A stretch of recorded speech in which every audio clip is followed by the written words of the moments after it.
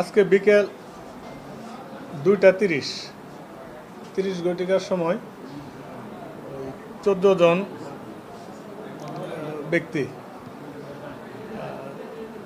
তার মধ্যে একজন হলো যে আমাদের কলাবাগান থানা শাখা বৈষম্য বিরোধী ছাত্র আন্দোলনের আহ্বায়ক সহ 14 জন কলাবাগান থানাধীন আপনার রাসেল স্কোয়ারে একটা বিল্ডিং আছে যে শেখ কবির নামক ব্যক্তির ব্যবসায়িক প্রতিষ্ঠান, ওই প্রতিষ্ঠানে যে ওই চাঁদা দাবি করে এবং হামলা ও ভাঙচুর করে।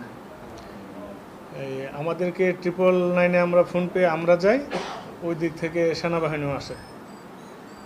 এসে ওই বাদীর অভিযোগ হলো তাদের 4টা ডেস্কটপ, 3 লক্ষ টাকা আর কিছু চেয়ার টেবিল ভাঙচুর করে ওগুলো নিয়ে যায়।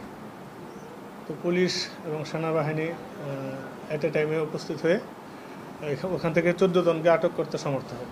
শেখ কবির হলো এটা হলো ওনার কনস্ট্রাকশন ফার্ম, আলিকো না, এটার নাম হলো কাবিকো লিমিটেড। ওনার কনস্ট্রাকশন অফিসের নাম কাবিকো কনস্ট্রাকশন লিমিটেড।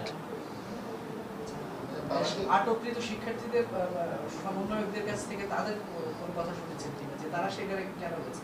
আচ্ছা, এখানে একটু বলে রাখি, ওখানে সমন্বয়ক নাই, কেউ সমন্বয়ক নাই। এটা যিনি আছেন উনি হলেন কলাবাগান থানা বৈষম্য বিরোধী ছাত্র আন্দোলনের আহ্বায়ক, সমন্বয়ক না।